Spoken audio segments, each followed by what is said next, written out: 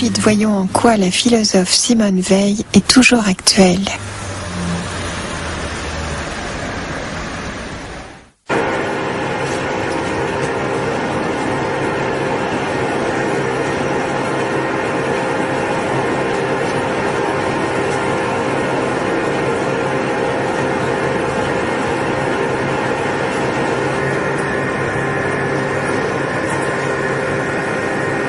L'enracinement est peut-être le besoin le plus important et le plus méconnu de l'âme humaine. C'est un des plus difficiles à définir. Un être humain a une racine par sa participation réelle, active et naturelle à l'existence d'une collectivité qui conserve vivants certains trésors du passé et certains pressentiments d'avenir. Chaque être humain a besoin d'avoir de multiples racines. Il a besoin de recevoir la presque totalité de sa vie morale, intellectuelle, spirituelle, par l'intermédiaire des milieux dont il fait naturellement partie.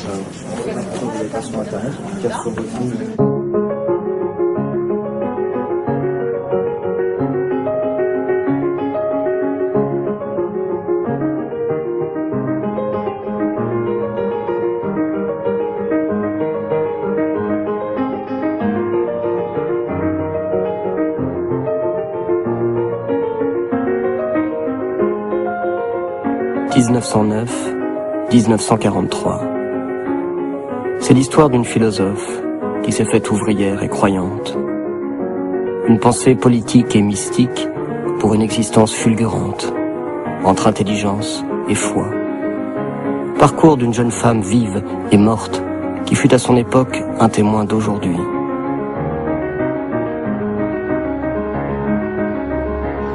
Un de mes premiers souvenirs, c'est mon grand-père me tenant sur ses genoux, me montrant une photo que vous connaissez probablement, où il est assis en uniforme avec Simone sur les genoux, et mon grand-père pleurait et me disait, tu vois, ça c'était ma petite fille et tu lui ressembles beaucoup.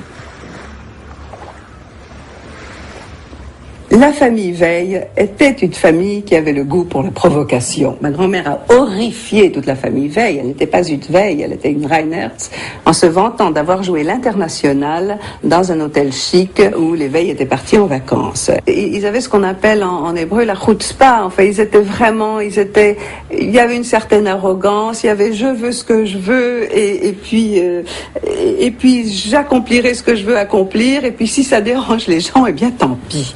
Et moi, je n'ai pu voir cela que chez mon père. Et j'ai petit à petit compris que ma tante était assez identique à lui dans ce sens-là. Nous étions une famille très unie, une famille tout à fait typique, ce qu'on peut appeler la bonne bourgeoisie juive de cette époque-là. Mes parents étaient tous les deux complètement agnostiques, très soucieux de l'éducation de leurs enfants. Et la plus grande particularité de notre éducation a été due au fait que ma mère a tenu, pendant toute la guerre de 14-18, à suivre mon père, qui était naturellement mobilisé dans tous ses déplacements, ce qui a provoqué de grandes interruptions dans nos études. Un trimestre ici, un trimestre là, ce qui, je dois dire, a permis à tous deux de nous trouver fort en avance dans nos études. Simone s'est développée d'une façon incroyable. Elle suit André partout, s'intéresse à tout ce qu'il fait, et comme à lui, les journées maintenant lui paraissent trop courtes. Ils ont une excellente influence l'un sur l'autre. Lui la protège, l'aide à grimper dans les passages difficiles, lui cède très souvent. Et elle, qui est du matin au soir avec lui, devient plus vivante, plus gaie, plus entreprenante. Presque toujours, quand le temps le permet, nous passons nos journées avec eux, dans ces grandes prairies entourées de sapins qui font le charme de ce pays. Les enfants cueillent des fleurs, attrapent des papillons pour les relâcher aussitôt, car ils sont pleins de pitié pour les bêtes, et surtout font ce qu'ils appellent des voyages d'exploration. Et ils ne sont jamais si heureux que lorsqu'ils se sont suffisamment éloignés pour pouvoir s'imaginer être seuls, en pleine nature. Mon père avait la hantise de ce qu'il appelait perdre son temps. Il aimait la vie, il aimait ce qui était beau et il fallait entendre de la belle musique, aller dans un musée voir des Titiens ou bien se promener dans un paysage magnifique, mais il ne fallait pas perdre son temps. Et à table, mon père ne supportait absolument pas ce qu'il appelait les conversations oiseuses. Donc, prière de trouver des choses intelligentes et intéressantes à raconter. Et je sais que André et Simone, oui, ils jouaient au bourrimé, ils faisaient des vers, ils faisaient des alexandrins en avalant leur repas.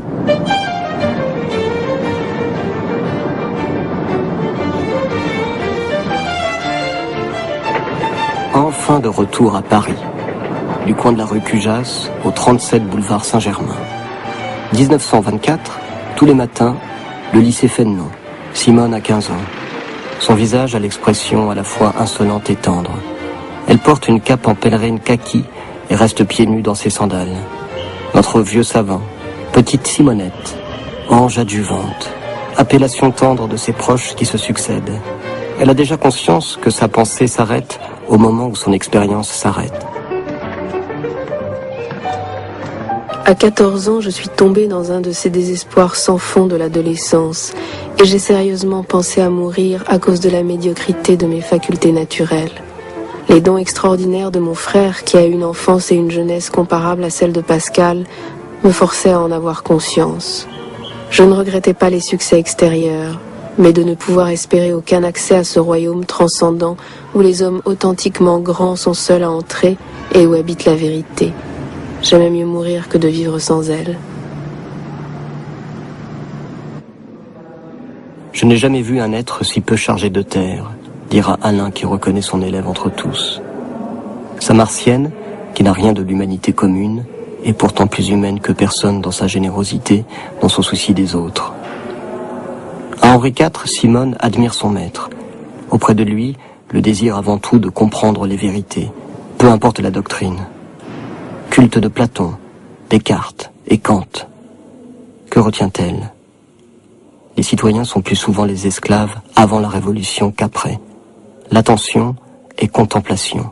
L'être agit par sa seule existence.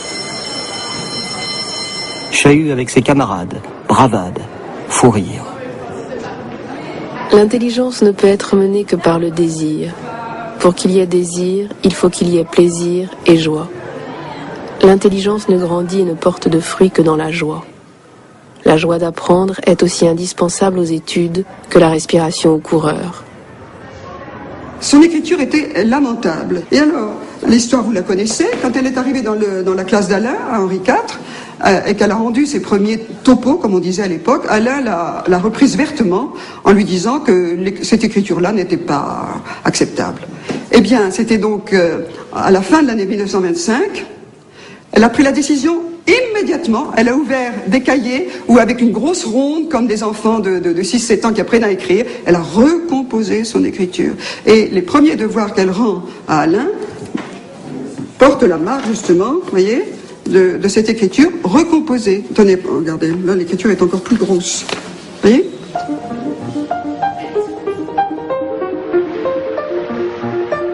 Cigarettes et café noir. Discussions infinies au café des Canettes avec ses amis Château et Ganuchou. Elle aime Pierre Letellier plus que tout autre. Tu n'as rien deviné ? Dira-t-elle plus tard à son amie si proche, Simone Pétrément.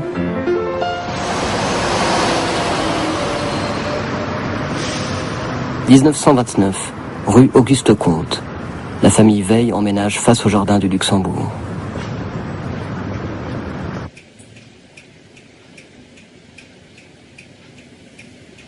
N'avoir ni don, ni goût naturel pour la géométrie n'empêche pas la recherche d'un problème ou l'étude d'une démonstration de développer l'attention.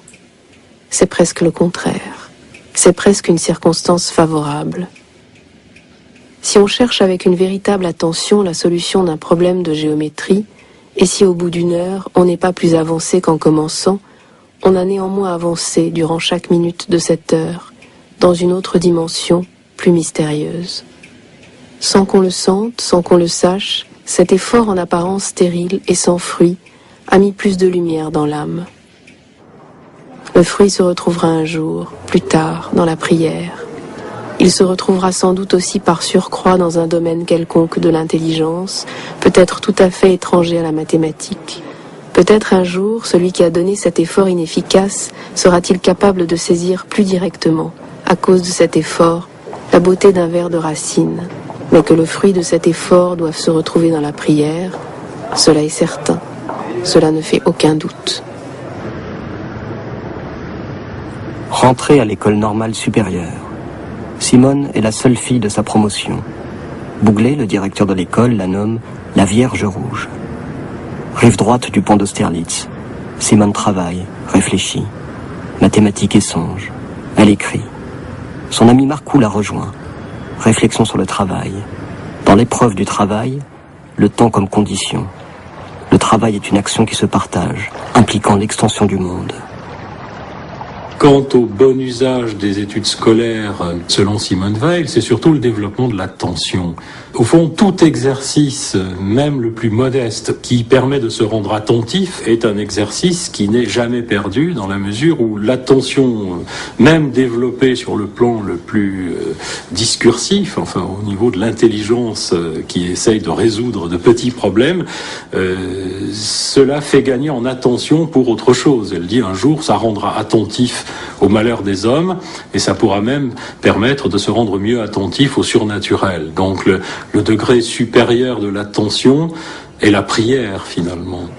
Philosophiquement, le travail est un moyen de passer du rêve à la réalité. Comment s'éveiller au réel, comment l'esprit peut se réveiller et rencontrer des obstacles et rencontrer la réalité.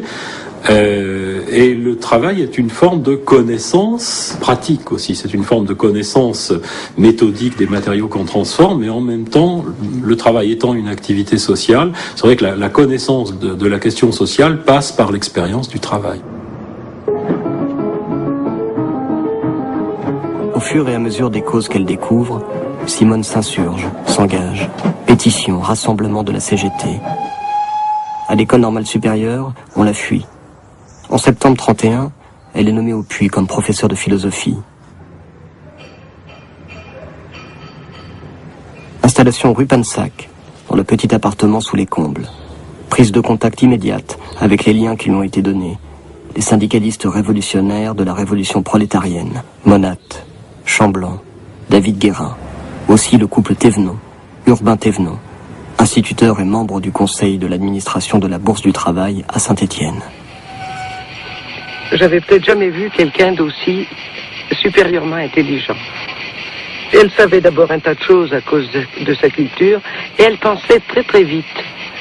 On n'avait pas besoin de s'expliquer beaucoup dans la vie courante pour se faire comprendre.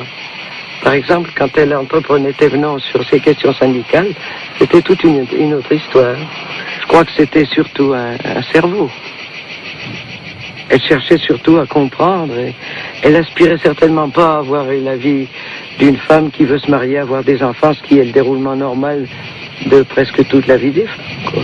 Pourquoi? Probablement, elle avait autre chose à faire que ça. Au lycée, Simone rencontre Simone Anthériou. La jeune femme va lui laisser sa place au poste de professeur de philosophie. Elle enseignera les lettres.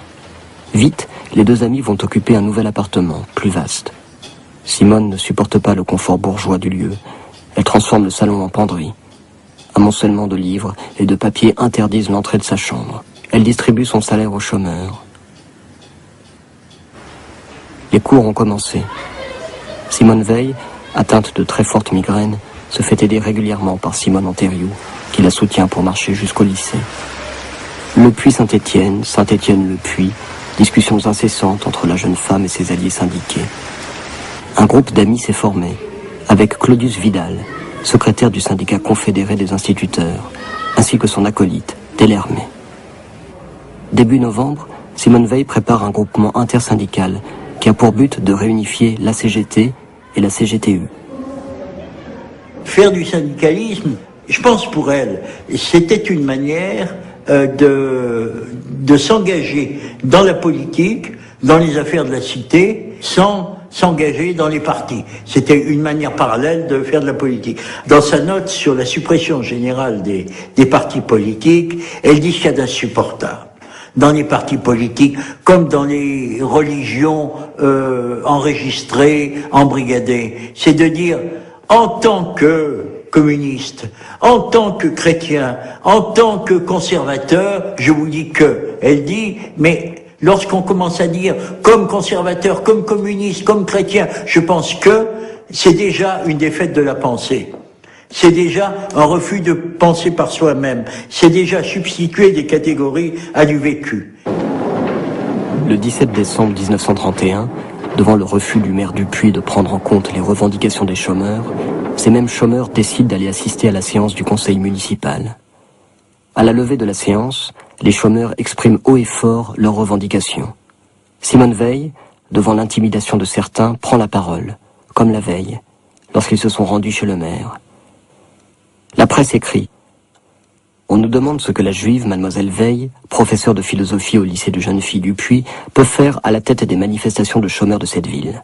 C'est bien simple, Mademoiselle Veil est une militante de Moscou. » Le 19 décembre, Simone Veil est appelée à l'inspection académique pour répondre à un rapport de police. Scandale. La jeune femme serre la main de casseur de pierre en sortant du lycée. L'administration universitaire est en retard de quelques milliers d'années sur la civilisation humaine. Elle en est encore au régime des castes. Il y a pour elle des intouchables, tout comme dans les populations arriérées de l'Inde. Il y a des gens qu'un professeur de lycée peut bien à la rigueur fréquenter dans le secret d'une salle bien fermée. Ces gens, bien entendu, ce ne sont pas des banquiers véreux, des politiciens escrocs, d'anciens gouvernants capables d'avoir sacrifié sans raison des vies humaines. Ce sont des travailleurs à qui la crise interdit l'exercice de leur métier et qui en sont réduits à casser des pierres au compte de la municipalité pour un salaire dérisoire.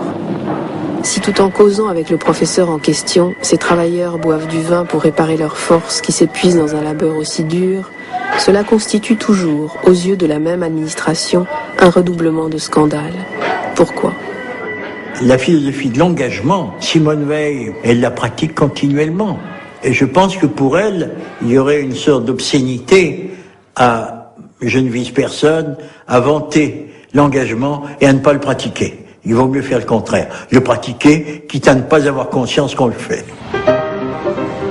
Menace du rectorat. On souhaite son déplacement. Les élèves de Simone se révoltent à l'idée de perdre leur professeur tant aimé. Les parents signent une pétition. Simone est maintenue. 3 ans plus tard, Simone est nommée à Rouen. Cours supplémentaire et bénévole sur l'histoire des mathématiques. Pas une élève ne manquerait une heure dans l'attention du professeur.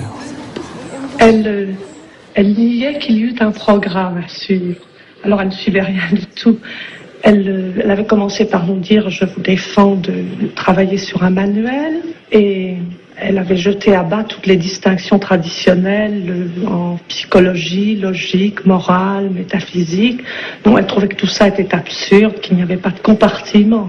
Et puis quand on la voyait agir dans la ville de Roanne, évidemment on pouvait dire qu'elle faisait de la politique aussi. Par exemple le 1er mai, je l'ai vue personnellement, je me souviens très bien, je l'ai vue défiler en tête du cortège, levant le poing, chantant l'Internationale sous les drapeaux rouges, d'un air très convaincu. Ça pouvait nous sembler étrange parce que par ailleurs, dans son cours, elle nous disait que Staline était à mettre dans le même sac qu'Hitler, que Mussolini.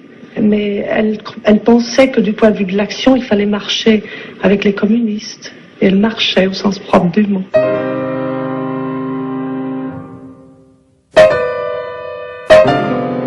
« 1933. Rencontre entre Simone Veil et Boris Souvarine, militant communiste, ancien ouvrier. Il cherche à connaître la jeune femme qui vient de publier une dizaine d'articles dans la Révolution prolétarienne. Comme tous les camarades de la revue, marxistes, syndicalistes, libertaires, ils combattent le stalinisme. Échange passionné entre eux deux. Sur le sort des ouvriers allemands, sur la crise et sur la possibilité d'une révolution véritable à laquelle Simone ne croit plus. Souvarine dira d'elle, c'est le seul cerveau que le monde ouvrier ait eu depuis longtemps. Simone a passé l'été 32 à Berlin pour tenter de comprendre la force montante du fascisme. Mars 33, Hitler obtient les pleins pouvoirs. La terreur s'abat sur les militants allemands du monde ouvrier. Simone se consacre secrètement à secourir ces réfugiés allemands.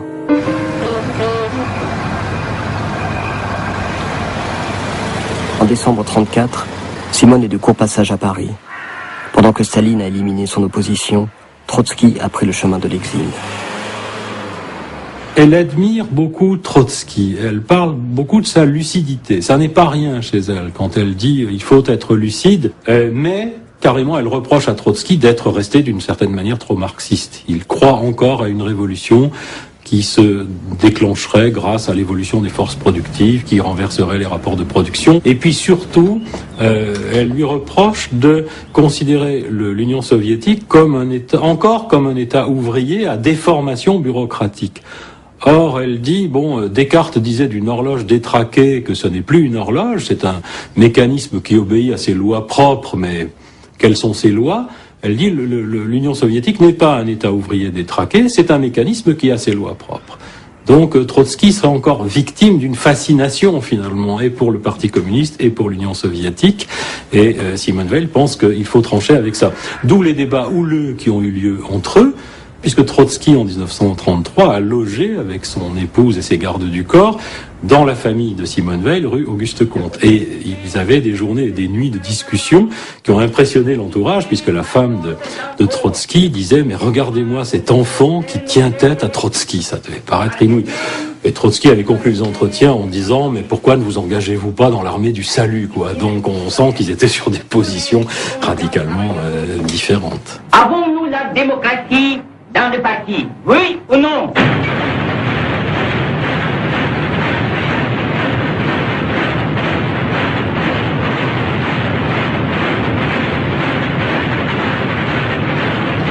Le 4 décembre 1934, Simone Veil rentre à Alstom comme ouvrière sur presse. C'est à partir de son expérience qu'elle veut tenter de comprendre. Je me mets en plein devant pour enfourner une trentaine de grosses bobines de cuivre qu'une ouvrière italienne au visage courageux et ouvert fabrique à côté de moi. C'est pour les trams et les métros, ces bobines. Je dois faire bien attention qu'aucune des bobines ne tombe dans un de ces trous, car elle y fondrait. Et pour ça, il faut que je me mette en plein en face du four et que jamais la douleur des souffles enflammés sur mon visage et du feu sur mes bras ne me fasse faire un faux mouvement. Je baisse le tablier du four, j'attends quelques minutes, je relève le tablier et avec un crochet, je retire les bobines passées au rouge en les attirant à moi très vite et en faisant bien plus attention encore qu'à aucun moment un faux mouvement n'en envoie une dans un de ces trous. Et puis ça recommence. En face de moi, un soudeur assis avec des lunettes bleues et un visage grave travaille minutieusement. Chaque fois que la douleur me contracte le visage, il m'envoie un sourire triste, plein de sympathie fraternelle qui me fait un bien indicible. Elle ne souhaitait pas une société, évidemment, totalement automatisée dans laquelle le travail disparaîtrait, puisque pour elle, ce serait l'activité noble et méthodique qui disparaîtrait. Elle ne souhaitait pas non plus, comme elle le disait, une diminution exagérée de la durée du travail, si le travail restait aussi aliénant, aussi asservissant dans la sphère du travail nécessaire. Elle disait, de toute façon, personne ne voudrait être esclave 2 heures par jour. Donc il n'est pas question de concevoir une part de travail nécessaire et de sacrifier à cette nécessité, et puis d'avoir de grands loisirs. Elle disait des ouvriers de Ford qui roulaient dans une automobile. Ford a servi ses ouvriers à la chaîne et ensuite il leur vend des automobiles. Mais qu'est-ce que c'est qu'un ouvrier dans une automobile? C'est un esclave motorisé. Elle ne voulait pas d'esclave motorisé. Donc le temps libre ne doit pas être une compensation. Donc si elle réfléchissait aujourd'hui sur le travail, elle dirait que le travail doit rester une activité centrale, mais que c'est sur les lieux du travail social, dans le domaine du travail nécessaire, qu'il faut tenter de concilier la liberté avec la nécessité.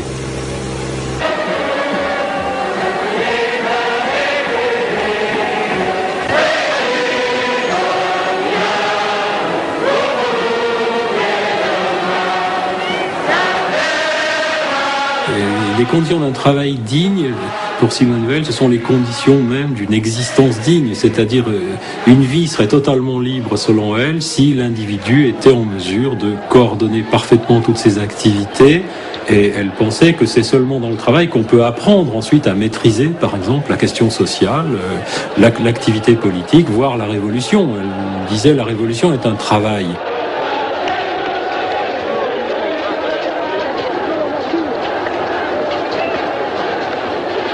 Elle a montré qu'elle était une intellectuelle consciente de la spécificité du rôle de l'intellectuel, parce que je crois que c'est elle qui dit que toute révolution passe par une appropriation du langage. Et je crois qu'elle dit à sa manière ce qu'Alice de Lewis Carroll dit, le véritable maître, c'est le maître du langage. Tous les gens qui ont réfléchi sur le totalitarisme ont pensé ça. Et les grands totalitaires savaient, Staline savait qu'il fallait être maître du langage. Parce que, qu'est-ce que c'est que le langage? C'est une police de la pensée. Et être maître du langage, c'est être maître de la pensée collective. Des millions d'hommes et de femmes, durement atteints par la misère et la... Dès qu'on a senti la pression s'affaiblir, immédiatement les souffrances, les humiliations, les rancœurs, les amertumes silencieusement amassées pendant des années ont constitué une force suffisante pour desserrer l'étreinte. C'est toute l'histoire de la grève, il n'y a rien d'autre. Des bourgeois intelligents ont cru que la grève avait été provoquée par les communistes pour gêner le gouvernement. J'ai entendu moi-même un ouvrier intelligent dire qu'au début, la grève avait sans doute été provoquée par les patrons pour gêner ce même gouvernement. Cette rencontre est drôle. Mais aucune provocation n'était nécessaire. On pliait sous le joug. Dès que le joug s'est desserré, on a relevé la tête. Un point, c'est tout. Comment ça s'est passé? Le facteur décisif, il faut le dire, c'est le gouvernement du Front populaire. D'abord, on peut enfin faire une grève sans police, sans garde mobile. Mais ça joue pour toutes les corporations. Ce qui compte surtout, c'est que les usines de mécanique travaillent presque toutes pour l'État et dépendent de lui pour boucler le budget. Cela, chaque ouvrier le sait. Chaque ouvrier, en voyant arriver au pouvoir le Parti socialiste, a eu le sentiment que devant le patron, il n'était plus le faible. La réaction a été immédiate. Il s'agit, après avoir toujours plié, tout subi, tout encaissé en silence pendant des mois et des années, d'oser enfin se redresser, se tenir debout, prendre la parole à son tour, se sentir des hommes pendant quelques jours.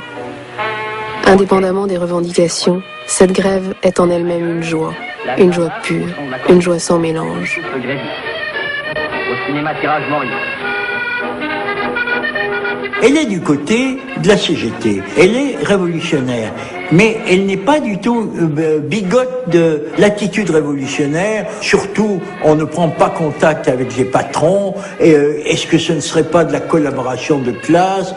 C'est une personne libre dans toutes ses actions et elle parle, elle écrit à De Teuve, elle lui explique ce qu'elle a vécu elle-même comme ouvrière d'usine, cette espèce d'abrutissement, il dit d'abêtissement, je suis devenu presque comme une bête, et ça, même si on est administrateur d'Alstom, ou peut-être parce qu'on l'est, on n'a pas toujours conscience. Cher monsieur, dans cette situation, la grandeur d'âme qui permet de mépriser les injustices et les humiliations est presque impossible à exercer. Au contraire, bien des choses en apparence insignifiantes, le pointage, la nécessité de présenter une carte d'identité à l'entrée de l'usine, la manière dont s'effectue la paix, de légères réprimandes, humilient profondément parce qu'elles rappellent et rendent sensible la situation où on se trouve. De même pour les privations et pour la faim. La seule ressource pour ne pas souffrir, c'est de sombrer dans l'inconscience. C'est une tentation à laquelle beaucoup succombent sous une forme quelconque, et à laquelle j'ai souvent succombé.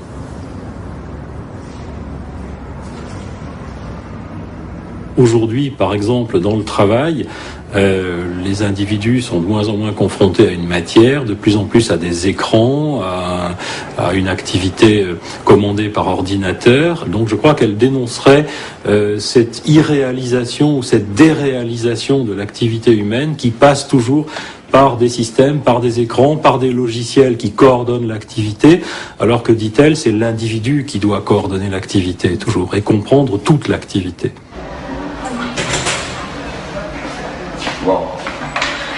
C'est l'homme qui marche que décrit Simone Veil en permanence. Celui qui travaille parfois dans des conditions inhumaines, mais qui doit lever la tête, car sans raison sociale, ou pris dans le malheur, ce même homme est à terre. C'est le risque de manquer à l'obéissance qui peut mener à une déchéance établie, continue, existante, à un sentiment d'indignité.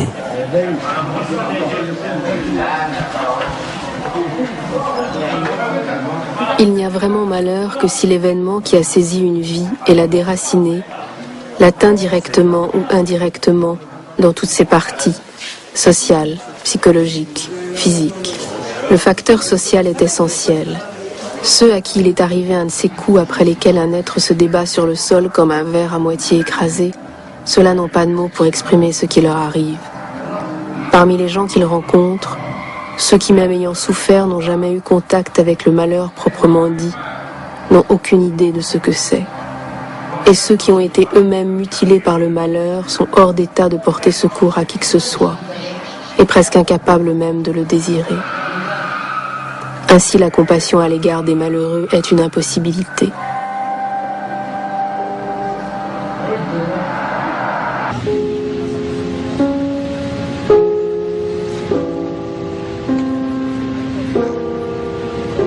En 1935, à Pavao de Varzim, au nord de Porto, Simone assiste sur la plage à une procession de femmes de pêcheurs. J'avais l'âme et le corps en quelque sorte en morceaux. Étant dans cet état d'esprit et dans un état physique misérable, je suis entrée dans ce petit village portugais qui était hélas très misérable aussi, seul le soir sous la pleine lune, le jour même de la fête patronale. C'était au bord de la mer. Les femmes des pêcheurs faisaient le tour des barques en procession, portant des cierges et chantaient des cantiques certainement très anciens d'une tristesse déchirante. Là, j'ai eu soudain la certitude que le christianisme est par excellence la religion des esclaves, que des esclaves ne peuvent pas ne pas y adhérer, et moi parmi les autres.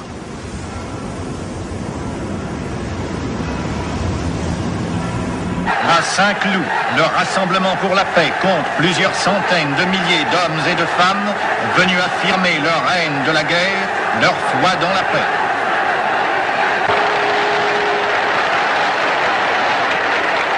Lorsque Simone Veil se pose abstraitement le problème de la guerre et du pacifisme, elle a des positions tranchées, et puis quand elle est au contact de la réalité, elle n'hésite pas à modifier ses positions, voire à les contredire. Enfin, c'est une pacifiste qui s'engage volontairement dans la guerre, hein. Il ne faut jamais l'oublier, et à mon avis, sans renoncer aux raisons qui la rendent pacifiste.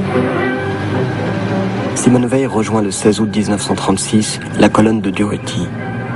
À Pina, le lendemain, elle demande à traverser l'Èbre avec le groupe. Sur l'autre rive se trouve une colonne nationaliste. Je crois que c'est toute la différence entre la psychologie et l'attitude spirituelle. Dans la psychologie, il y a ces cheminements secrets, cette manière qu'on a de dorloter ses propres convictions et de les faire évoluer sans les bousculer. Ça, c'est de la psychologie. C'est le roman français. C'est tout ce que nous avons appris à l'école. Et puis, chez les êtres supérieurs, permettez-moi de dire que Simone Veil est un être supérieur, ces espèces de précautions à l'égard de soi-même, à l'égard de la vérité, à l'égard de son âme, sont quelque chose d'impossible. Donc elle se retourne complètement comme, je ne sais pas, comme Polyeucte se retourne, c'est Peggy qui explique ça, comme Polyeucte se retourne dans la pièce de Corneille, d'un seul coup. De manière, alors les psychologues diront, ça n'a aucune vérité psychologique. Et oui, parce que la psychologie, c'est quand même une science annexe, ça n'est pas une science principale. Préparation de combat, chacun prend ses positions. On sait qu'avec une maladresse, il y a quelque chose de sublime. Elle s'est engagée, d'ailleurs, la photo où on la voit avec un fusil à la bretelle, c'est très émouvant. Puis elle a un air de fierté. Alors, dans cette lettre à Bernanos, elle lui dit, vous êtes peut-être le seul homme qui pouvait me comprendre et qui avait compris ce qui se passait en Espagne. Et elle qui a pris position pour les Républicains, elle ne cesse de donner des exemples d'abominations qui ont été commises par les Républicains et par ses amis anarchistes, notamment Durruti qui fait fusiller un enfant soupçonné d'être fasciste en quelque sorte, mais simplement parce qu'il n'a pas voulu s'engager du côté des républicains. À Barcelone, on tuait en moyenne sous forme d'expédition punitive une 50aine d'hommes par nuit. C'était proportionnellement beaucoup moins qu'à Majorque, puisque Barcelone est une ville de près d'1 million d'habitants. D'ailleurs, il s'y était déroulé pendant 3 jours une bataille de rue meurtrière. Mais les chiffres ne sont peut-être pas l'essentiel en pareille matière. L'essentiel, c'est l'attitude à l'égard du meurtre. Je n'ai jamais vu, ni parmi les Espagnols, ni même parmi les Français venus soit pour se battre, soit pour se promener. Je n'ai jamais vu personne exprimer, ni même dans l'intimité, de la répulsion, du dégoût, ou seulement de la désapprobation à l'égard du sang inutilement versé. Elle a transporté dans la guerre, mais d'une manière vécue, concrète, existentielle, toutes les questions qu'elle se posait précédemment d'une manière abstraite. Et je trouve que c'est, d'une manière générale, ce qu'il y a d'admirable chez Simone Veil. C'est le refus de distinguer entre des pensées, des positions qui ne coûtent pas cher, et puis l'engagement.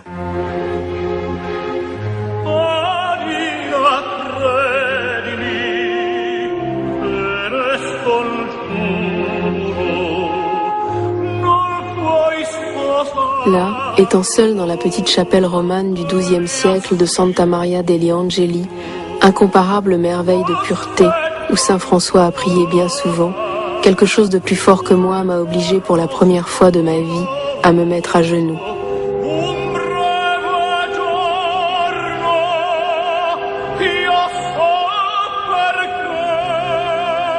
Quand j'ai vu Pérouse ou Assise, tout le reste de l'Italie s'est effacé pour moi. Milan, Florence et Rome ont disparu de mon souvenir tant j'ai été ébloui par ces campagnes si suaves.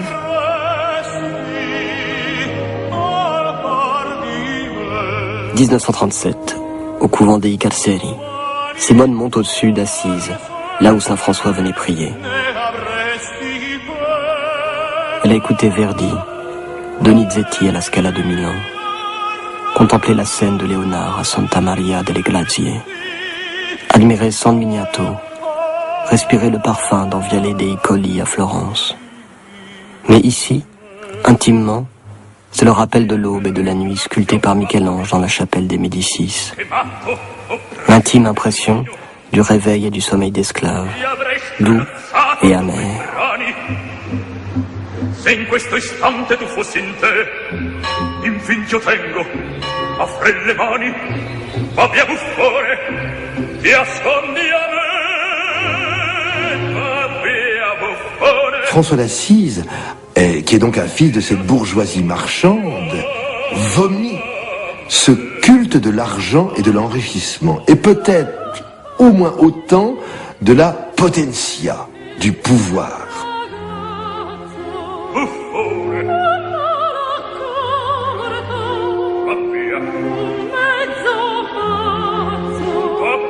François veut que ceux qui l'accompagnent dans cette radicalité évangélique soient des minores, des frères mineurs, c'est-à-dire qui se situent tout en bas de l'échelle sociale, au rang des ouvriers agricoles, ceux dont la vie est par définition précaire et incertaine. Il y a vraiment une sorte de révolution sociale qui est opérée par François, sans révolte aucune contre le pouvoir ecclésiastique, le pouvoir pontifical. Et donc François va radicaliser l'évangile d'une manière d'ailleurs qui pose question, car est-il possible de prendre et de lire un texte à la lettre, dans la littéralité du texte? Et c'est peut-être cela qui aura intéressé, au fond, Simone Veil, c'est que la lecture franciscaine de l'Évangile lui ouvrirait, l'autoriserait plutôt à produire sa propre lecture à elle. L'autre jour, étant à Fiesole dans la soirée au moment où j'allais reprendre un autobus, un ouvrier fiésolais s'est mis à causer avec moi. Il m'a dit, me voyant des livres à la main, qu'il aurait aimé étudier, mais qu'il exerçait un métier fort humble, le métier de maçon, que Fiesole était bien admirablement situé et que la vie serait belle, mais qu'il gagnait vraiment trop peu et menait une vie par trop misérable. Le tout sur le ton le plus simple et avec un joyeux sourire.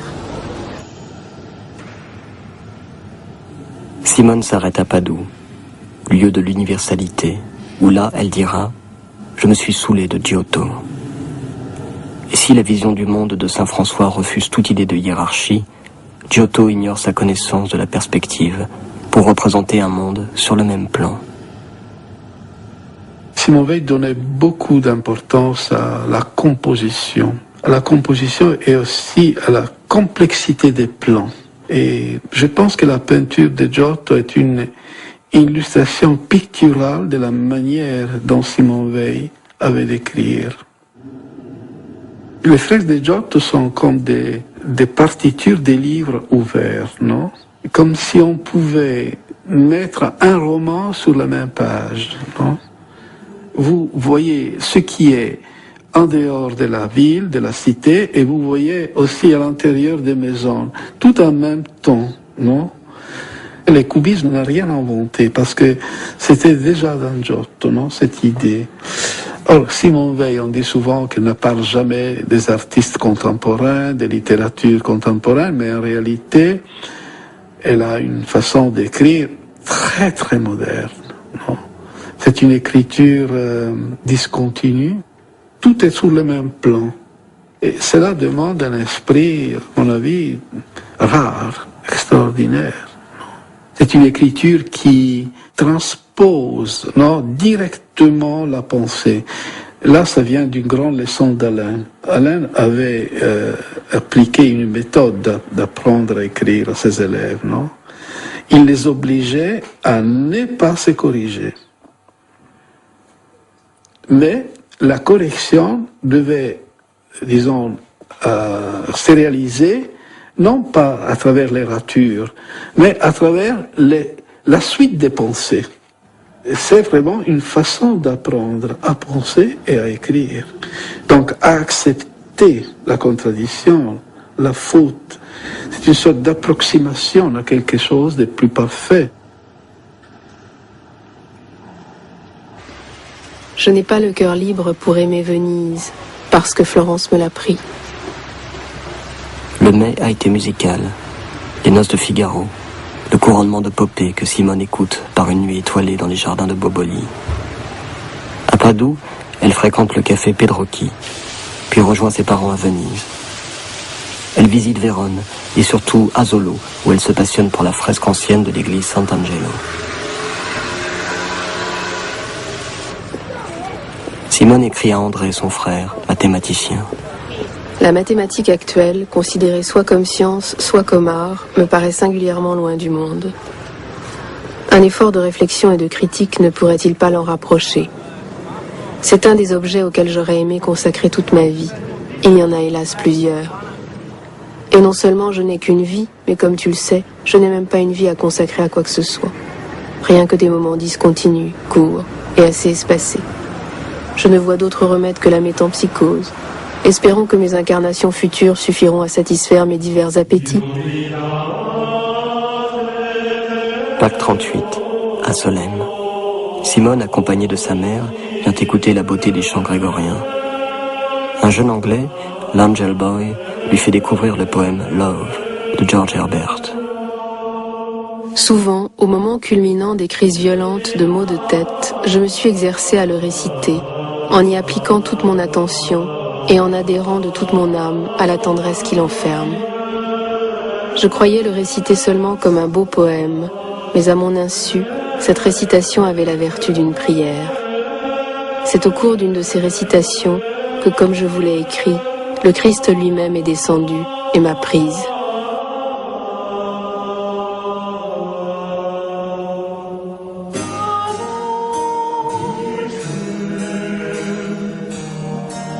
« 1939, le péril.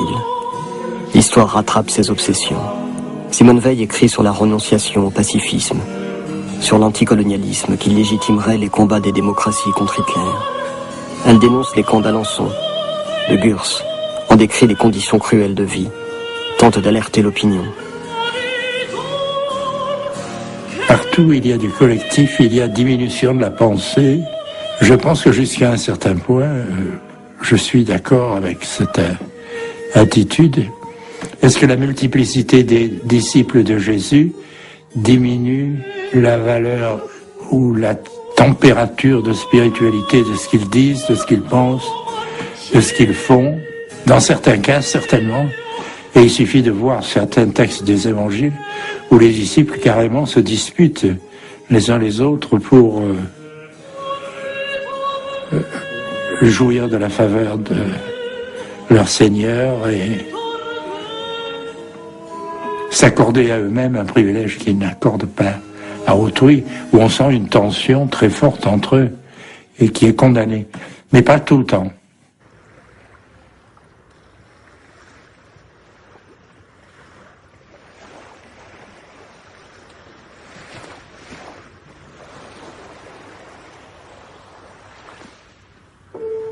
En septembre 40, Simone Veil, accompagnée de ses parents, se réfugie à Marseille. Dans l'appartement de la rue des Catalans, Simone se fait envoyer ses livres et ses manuscrits. Très vite, elle dénonce les conditions de vie des travailleurs indo-chinois au camp de Mazargues. Elle est nommée au lycée de Constantine, mais cette nomination ne lui parvient jamais. Pensant être victime des lois raciales, elle écrit au commissaire aux questions juives. Monsieur, je dois vous considérer, je suppose, comme étant en quelque sorte mon chef. Car bien que je n'ai pas encore bien compris ce qu'on entend aujourd'hui légalement par juif, en voyant que le ministère de l'Instruction publique laissait sans réponse, bien que je sois agrégé de philosophie, une demande de poste déposée par moi en juillet 40, à l'expiration d'un congé de maladie, j'ai dû supposer comme cause de ce silence les présomptions d'origine israélite attachées à mon nom. Je regarde le statut des Juifs comme étant d'une manière générale injuste et absurde, car comment croire qu'un agrégé de mathématiques puisse faire du mal aux enfants qui apprennent la géométrie, du seul fait que 3 de ses grands-parents allaient à la synagogue. Rencontre avec Jean Ballard, directeur des Cahiers du Sud, qui accueille à Marseille tous les intellectuels hostiles au régime de Vichy. En janvier 41, il publie le texte de la philosophe l'Iliade ou le poème de la force. Grâce à son ami Jean Tortel, Simone rentre en relation avec un réseau de résistance et distribue clandestinement témoignages chrétiens. Elle va aussi prendre fait et cause pour les Espagnols internés au camp du Vernet. À nouveau, le temps des amitiés retrouvées. Gilbert Kahn, Pierre Honora et sa sœur, René Daumal, Lanza del Vasto, Jean Lambert qui lui rend visite. En remontant de la plage, elle lui lit Euripide. Simone écrit sans cesse ses carnets, réfléchit à une nouvelle conception de la philosophie, non comme acquisition des connaissances, mais comme une progression possible de l'âme. En avril 41, son réseau de résistance est repéré par la police. Elle est arrêtée et interrogée 2 fois. Petit appartement de la rue de Paradis et couvent des Dominicains. En juin 41, Simone Veil rencontre le père Perrin. Simone ne va cesser de mettre en doute sa propre légitimité à accéder au sacrement catholique. Rejetant toute idée d'appartenance, elle ne franchira jamais le seuil du baptême et posera la question de la foi pure, dégagée de toute récupération par une institution ou quelconque forme de pouvoir. Elle qui rêvait d'universalité, elle qui rêvait d'une mystique universelle qui embrasse l'humanité tout entière, avait peur du terroir où elle était née. Et elle n'avait pas de maître. Il n'est pas facile de trouver des maîtres bien informés au niveau de l'universalité contemporaine qui puissent lui expliquer les méandres de la pensée juive et les profondeurs de la pensée juive. Et pour cela, elle avait l'impression qu'il fallait renier son terroir, qu'il fallait renier sa spécificité qui lui semblait trop petite. Malgré les points sur lesquels elle avait reçu les certitudes, et des certitudes très profondes qui font d'une conscience de chrétienne, elle savait aussi qu'il y avait des problèmes sur lesquels elle était en recherche et en plus qu'en recherche, en une position de oui, elle n'adhérait pas à certains aspects très clairs du christianisme. Mon père, Il me semble que la volonté de Dieu n'est pas que j'entre dans l'Église présentement, car je vous l'ai déjà dit, et c'est encore vrai. L'inhibition qui me retient ne se fait pas moins fortement sentir dans les moments d'attention, d'amour et de prière que dans les autres moments. Et cependant, j'ai éprouvé une très grande joie à vous entendre dire que mes pensées, telles que je vous les ai exposées, ne sont pas incompatibles avec l'appartenance à l'Église, et que par suite, je ne lui suis pas étrangère en esprit. Je ne puis m'empêcher à continuer à me demander si dans ce temps une grande partie de l'humanité est submergée de matérialisme. Dieu ne veut pas qu'il y ait des hommes et des femmes qui se soient donnés à lui et au Christ et qui pourtant demeurent hors de l'Église. Et elle lui a écrit cette lettre pour essayer de persuader son ami dominicain qu'il existait une forme de foi implicite. Elle lui dit, on peut être athée, comme je l'ai été dans ma jeunesse, ou agnostique, ou on peut être stoïcienne ou stoïcien, et cependant vivre dans les vertus du christianisme et avoir une attitude chrétienne. C'est assez problématique parce que ça veut dire comment est-ce que je peux être saisi dans des préoccupations qui sont celles de l'athéisme ou qui sont celles de l'agnosticisme ou qui sont celles du stoïcisme par une volonté de Dieu qui agit en moi sans que je le sache. Et elle dit chez beaucoup, cette foi reste implicite. Elle ne devient jamais explicite, mais elle peut, sous sa forme implicite, atteindre une perfection. Donc l'intelligence ne va pas nuire, par exemple chez elle, à la foi, puisqu'elle dit, qu'est-ce qui définit la foi ? C'est une expérience que fait l'intelligence, l'expérience qu'elle est éclairée par l'amour. Mais éclairée, pas écrasée, pas humiliée. Quand elle dit éclairée, ça veut dire l'accès au surnaturel, les expériences mystiques ou la foi étendent le domaine de l'intelligence. L'intelligence a besoin d'une liberté complète, y compris celle de nier Dieu. Et par suite, la religion a rapport à l'amour, et non pas à l'affirmation ou à la négation.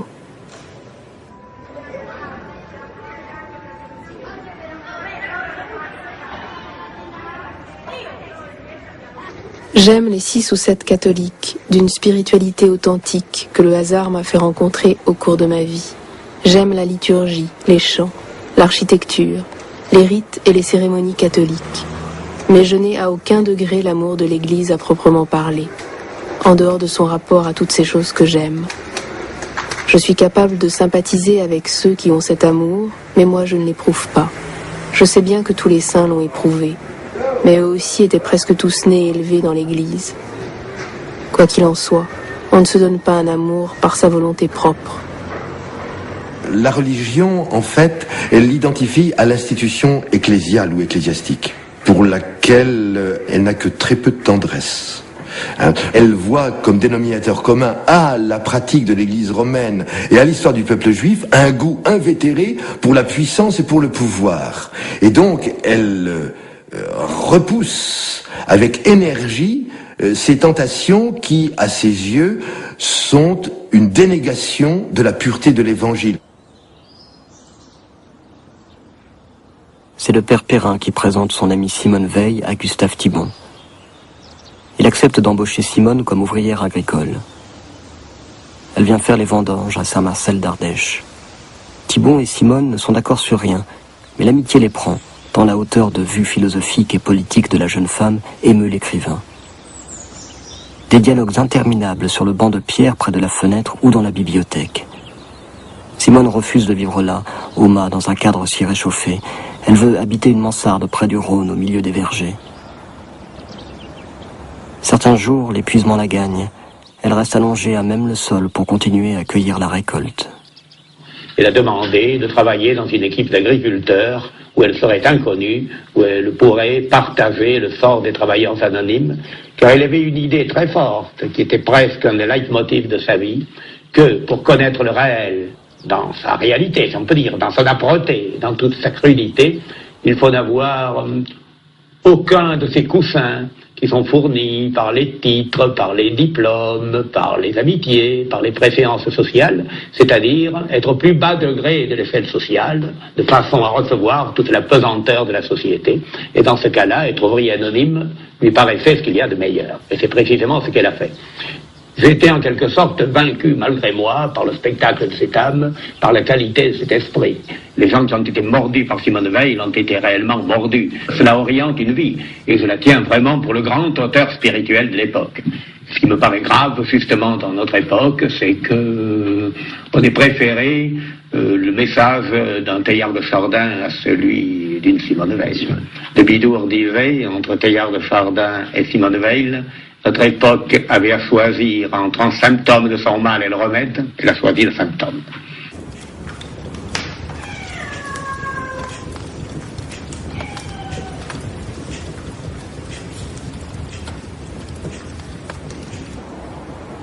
Allégorie de l'homme attaché. Il faut ajouter qu'il n'est pas attaché à des pieux, mais à des choses animées, de mouvements divers, de sorte qu'il est continuellement entraîné selon la résistance. Il ne peut s'arrêter que par instant, au prix de grands efforts, ou bien quand il a coupé tous les liens, sans exception. Elle se rapproche énormément de la tradition juive. La tradition juive est d'emblée traversée par un cri des enfants d'Israël au pied du Sinaï qui disait « Naaseh venishma » nous ferons et nous comprendrons. Le faire est en fin de compte la clé du comprendre et la prédisposition à faire, c'est-à-dire cet abandon de l'ego, de soi, est fondamental pour toute spiritualité authentique. Et pour nous, dans le binôme contemplation et action, une contemplation qui ne mène pas à l'action est une contemplation stérile. Partir de texte de Simone Veil, la question, écoute, et maintenant, Michael, qu'est-ce que tu vas faire avec ta propre vie, hein? C'est facile, entre guillemets, de donner de bons conseils pour les autres, qu'est-ce qu'ils feront avec leur vie, mais avec la tienne. Et j'ai commencé ma recherche. Écoute, la vocation, au Brésil, j'étais un gars normal, hein? J'avais ma copine, on était ensemble et tout ça. Mais aussi cette découverte de l'âme, ça veut dire, il y a quelque chose qui me dépasse. Il y a quelque chose qui me dépasse.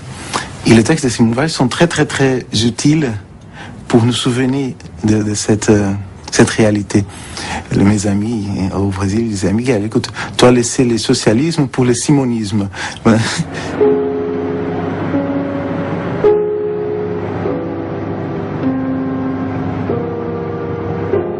Marseille, rafle sur la ville, en particulier pour les réfugiés juifs allemands. Dénonciation, poursuite. Simone écrit plusieurs volumes de ses cahiers, ainsi que ses écrits publiés plus tard par Albert Camus.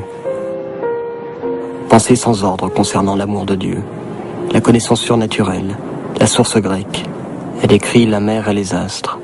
Encore un article sur les conditions de travail non serviles. Découvre le sanskrit, le bouddhisme zen. Pâques 42.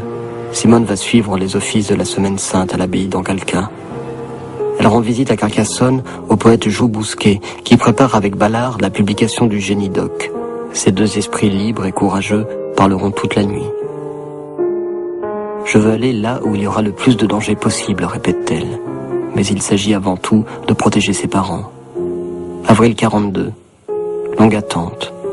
Demande de visa pour les États-Unis. André Veil, déjà à New York, aide sa sœur. Elle prend congé de ses amis, adresse ses poèmes à Joe Bousquet, ainsi que son manuscrit de Venise sauvée. Pressentiment d'une mort possible. Dernière discussion passionnée avec Gustave Thibon qui la rejoint à Marseille. La nuit du 14 mai, Simone laisse à Hélène Honorat des paquets de livres pour ses amis Bousquet et Thibon.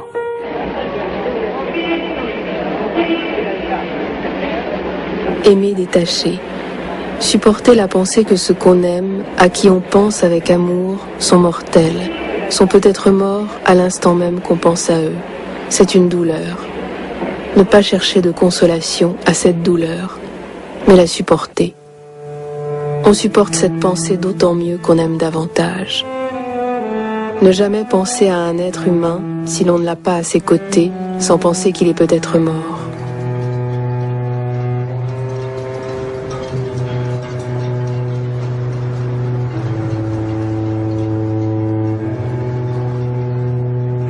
Les grands principes métaphysiques existent, sont réels.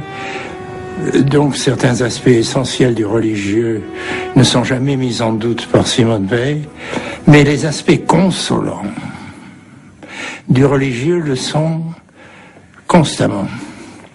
L'idée de paradis,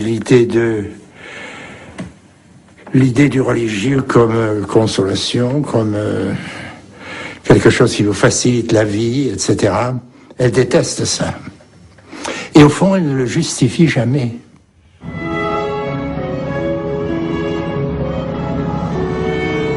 Sur le bateau, Simone écrit à Gustave Thibon. Aimons cette distance entièrement tissée d'amitié, car ceux qui ne s'aiment pas ne sont pas séparés. Simone refuse de se nourrir plus que ceux privés par la guerre, dont la volonté de partager le même sort.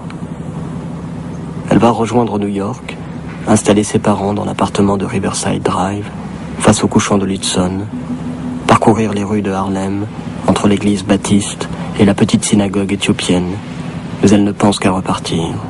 Elle adresse à Soustelle, Schumann, Mendes France et aussi à Roosevelt son projet d'infirmière de première ligne. Elle les supplie de la faire rentrer.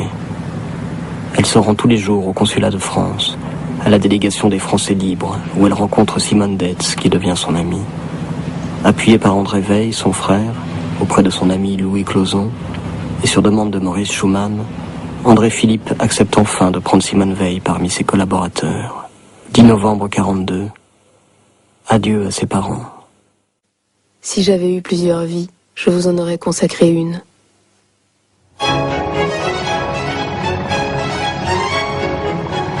En Angleterre, Simone Weil est retenue 18 jours par les services de sécurité. À Londres, sous la protection de Maurice Schumann, André Philippe l'a fait affecter à la direction de l'intérieur de la France libre comme rédactrice. Elle est hébergée à la caserne des volontaires françaises, puis trouve une chambre dans un quartier pauvre, Holland Park, chez Mrs. Francis. Elle écrit jour et nuit, notamment « Luttons-nous pour la justice »,« La légitimité du gouvernement provisoire »,« Étude pour une déclaration des obligations envers l'être humain », ce seront les écrits de Londres et l'enracinement. Son article, Réflexion sur la révolte, inspirera De Gaulle dans la création du Conseil national de la résistance en mai 1943. Elle s'y est trouvée certainement très seule, dans ce local de domestique, il faut bien le dire.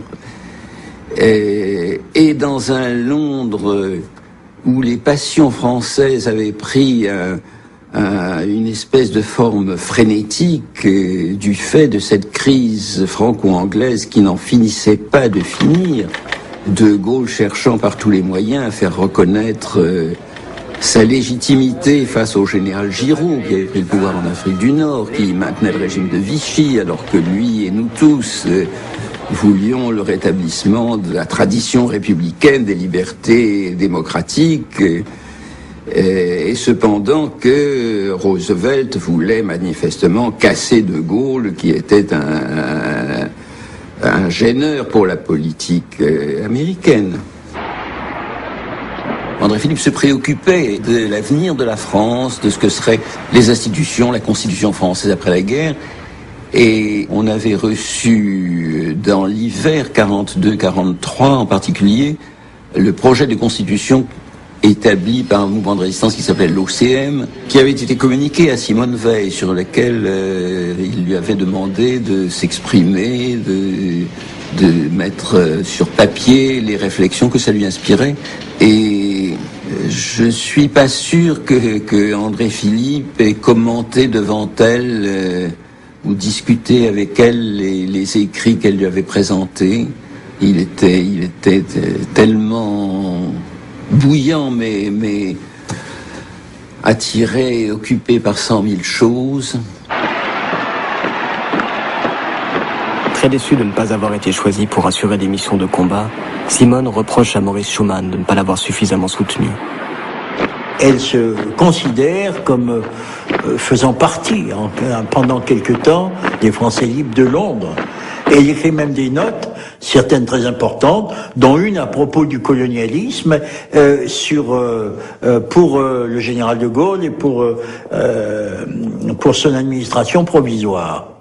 mais assez vite, parce que c'est quelqu'un qui ne supporte pas les compromissions, et en particulier pas les compromissions qu'entraîne une situation comme celle qui est assez ambiguë, au fond, qui est celle de Gaulle à Londres. Elle entre en résistance contre la résistance.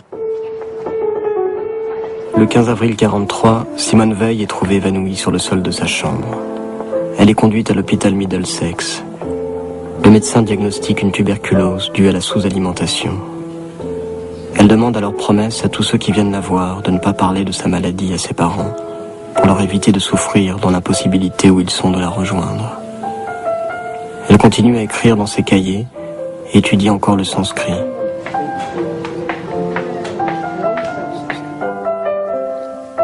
Darling, très peu de temps et d'inspiration disponibles pour les lettres maintenant. Elles seront courtes, espacées et régulières. 17 août 1943, elle est transportée dans le sanatorium d'Ashford. En rentrant dans sa chambre, face à la fenêtre, elle dit « Quelle belle vue pour mourir !»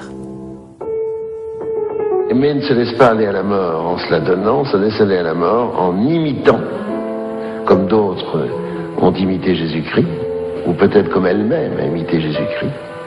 Le mot imitation vient naturellement à l'esprit, en imitant ceux qui, dans l'Europe et la France occupée d'alors, et dans les camps de concentration par exemple, souffraient le plus durement et le plus cruellement de la faim. C'est une mort volontaire, ce n'est pas un suicide. Et qui n'a pas compris la différence entre les deux notions n'a pas pénétré au cœur de sa mystique.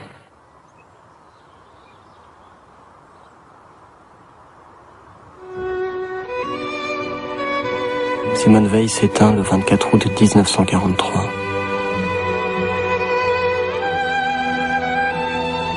Le grand échec de Simone Weil, presque tout qu'elle a voulu, elle n'a pas arrivé. Mais c'est à partir de cet échec je pense qu'il sort toute sa vitalité et toutes ses possibilités et toute sa force. Parce que elle était toujours, à mon avis, elle était toujours une grande possibilité. Et sa mort prémature a permis qu'elle reste une grande possibilité. Elle n'est pas achevée. On pensait achever comme ça. Ou bien on est pro, ou bien on est contre. Non, elle a fini prématurément sa vie. Et elle a fini en tant que possibilité. Et pour notre monde aujourd'hui, je pense que c'est ça qui nous manque. Maurice Schumann écrira quelques années plus tard « Ainsi commença la puissance surnaturelle de celle qui avait cessé de souffrir, sans vraiment cesser de vivre. » Oh, ça n'est pas tout à fait un suicide, mais c'est une manière d'explorer la condition humaine dans ses aspects les plus extrêmes, qui fait que chaque fois que je lis Simone Weil, je me demande si véritablement nous faisons partie de la même espèce. Je pense que elle fait partie de ces êtres exceptionnels et qui témoignent pour leur espèce en étant différents d'elle.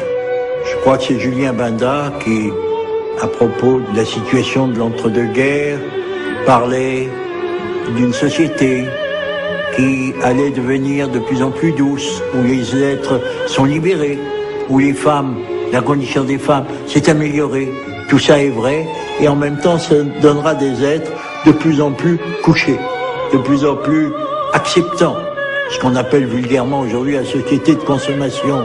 Tout ira un peu mieux, et Benda termine en disant « Et l'histoire sourira que Socrate et Jésus-Christ soient morts pour cette espèce. » J'ai envie d'ajouter le nom de Simone Weil.